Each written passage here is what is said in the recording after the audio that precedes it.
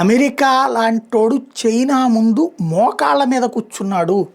America ఆధిపత్యం అంతమైపోయింది. Iran కొట్టిన దెబ్బతో అమెరికా పెద్ద శక్తివంత దేశం కాదని తేలింది.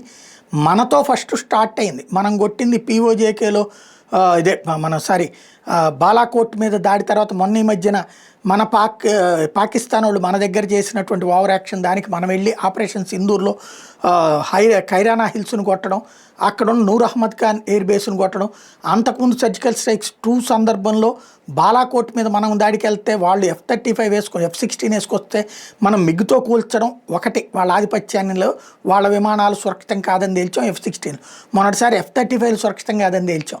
ఇప్పుడు ఇరాన్ వచ్చేటప్పటికి అసలు అమెరికాకి అంత సీన్ లేదని తేల్చింది. ఫైనల్గా వచ్చేటప్పటికి అమెరికా పరువు ఎంత దారుణంగా పోయిందంటే, అమెరికా విదేశాంగ మంత్రి మార్క్ రూబియో ఇప్పుడు ట్రంప్తో వెళ్తున్నప్పుడు తన పేరు మార్చుకునే కర్మ పట్టింది. మార్కోలు అని పేరు మార్చుకున్నాడు. ఇంతకంటే నీచం, ఇంతకంటే దిగజారుడు, ఇంతకంటే అసమర్థత, ఇంతకంటే చేతకంతనం మరొకటి లేదేమో. అమెరికా చరిత్రలో బ్లాక్ డే అని చెప్పాలన్నమాట. ఎందుకంటే గతంలో చైనాలో వేగర్ ముస్లింల విషయంలో చైనా కఠిన వైఖరి అవలంబిస్తోందంటూ సెనేటర్గా ఉన్నప్పుడు మార్క్ రూబియో చైనా మీద తీవ్ర విమర్శలు చేశాడు. దీన్ని చైనీస్ కమ్యూనిస్ట్ పార్టీ అని సీరియస్గా విమర్శించాడు.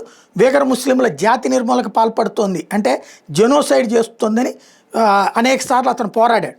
10 లక్షలకు పైగా వేగర్లో ఇతర ముస్లింలని శిబిరాల్లో నిర్బంధించి బలవంతపు చాకరీ చేస్తున్నట్టు వీడియోలు కూడా ప్రొజెక్ట్ చేసుకొచ్చాడు. వేగర్ మహిళలు లైంగిక హింసకు బాధితులుగా మారుతున్నారంటూ వీడియో కూడా రిలీజ్ చేశాడు.